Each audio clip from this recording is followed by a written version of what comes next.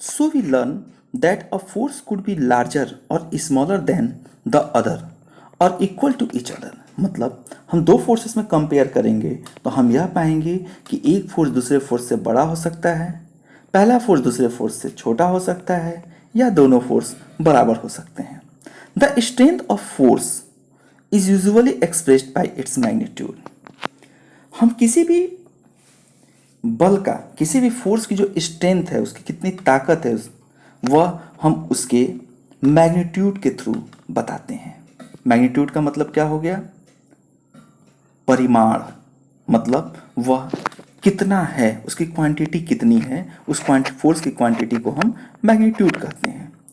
Force के साथ दो बातें अटैच रहती हैं, एक उसका मैग्नीट्यूड होता है, दूसरा उसका डायरेक्शन होता है। मतलब जब भी हम किसी भी ऑब्जेक्ट के ऊपर फोर्स लगाते हैं तो हम दो बातें एक साथ होती हैं, हम कितना फोर्स लगा रहे हैं और किस डायरेक्शन में फोर्स लगा रहे हैं। फोर्स हर समय, प्रत्येक समय किसी न किसी डायरेक्शन में ही लगता है। मतलब फोर्स के साथ दो बातें अटैच होती हैं, फोर्स की क्वांटिटी, फोर्स का परिमाण, हम कितना फोर्स लगा रहे हैं, साथ ही साथ फोर्स का डायरेक्शन, हम किस डायरेक्शन में फोर्स लगा रहे हैं। मतलब फोर्स दो फिजिकल क्वांटिटी से मिलकर बना रहता है, पहला मैग्नीट्यूड और दूसरा डायरेक्शन। आइए देखते हैं। The strength of a force is usually expressed by its magnitude. We have also to specify the direction in which the force act. हम साथ ही साथ यह भी स्पेसिफाई करते हैं कि किस डायरेक्शन में फोर्स लग रहा है। ऑल्सो इफ द डायरेक्शन और magnitude of the force change, its effect also change. यदि हम किसी भी ऑब्जेक्ट के ऊपर लगने वाले फोर्स के डायरेक्शन को चेंज कर दें या फिर उसके मैग्नीट्यूड को चेंज कर दें तो हम देखेंगे कि उस फोर्स का इफेक्ट चेंज हो जाता है। जैसे एक एग्जांपल देखिए, आप सभी क्रिकेट खेलते हैं। आप जब अपने बैट से बॉल को हिट करते हैं तो दो बातें होती हैं, आप कितनी क्वांटिटी के साथ, कितनी मैग्नीट्यूड के साथ बॉल को हिट कर रहे हैं, उस आधार पर डिपेंड करेगा कि यह बॉल आपका जो है वह बाउंड्री के बाहर रहेगा कि बाउंड्री के अंदर रहेगा। मतलब बॉल कितना डिस्टेंस कवर करेगा, यह इस बात पर डिपेंड करता है कि आप कितना फोर्स उसके ऊपर अप्लाई किए हुए हैं। दूसरी बात, बॉल आपका किस डायरेक्शन में जाएगा, यह इस बात पर डिपेंड करता है कि आप फोर्स किस डायरेक्शन में लगा रहे हैं या किस डायरेक्शन में आप लगाना चाह रहे हैं।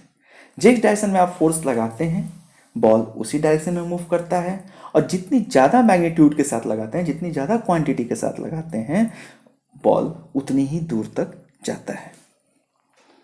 आइए आगे देखते हैं।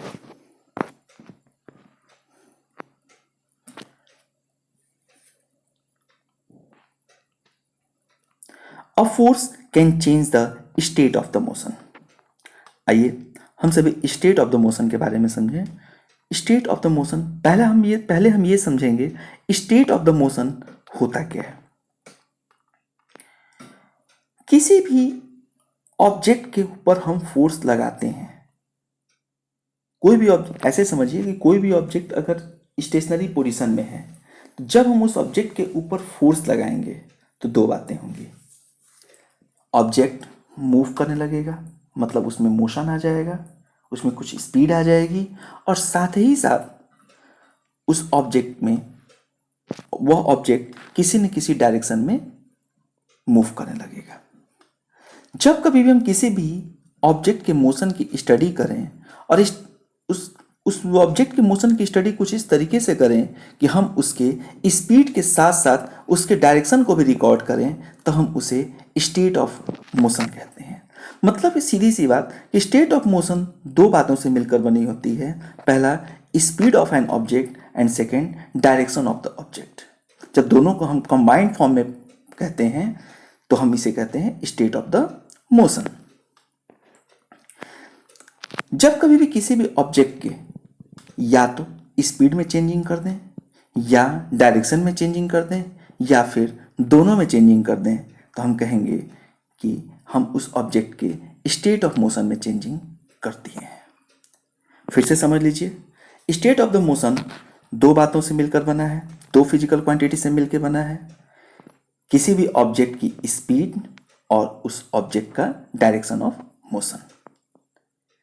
जब कभी भी हम किसी भी ऑब्जेक्ट की स्पीड में चेंजिंग कर देते हैं, केवल स्पीड में, या केवल डायरेक्शन में चेंजिंग करते हैं, या दोनों में एक ही साथ चेंजिंग कर देते हैं, तो हम कहते हैं कि हमने उसके स्टेट ऑफ मोशन को चेंज कर दिया।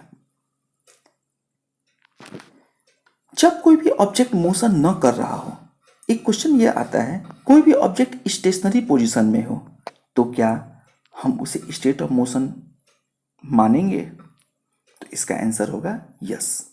कोई भी ऑब्जेक्ट अगर रुका हुआ है तब भी वो स्टेट ऑफ मोशन में है, बस उस समय हम उसकी स्पीड को जीरो मानेंगे। मतलब कि यदि कोई भी ऑब्जेक्ट स्टेशनरी स्टेट में है, रेस्ट पोजीशन में है, तब हम कहेंगे कि this object is in the state of motion with zero speed. तो बच्चों, नेक्स्ट हम पढ़ेंगे कि a force can change the state of motion, a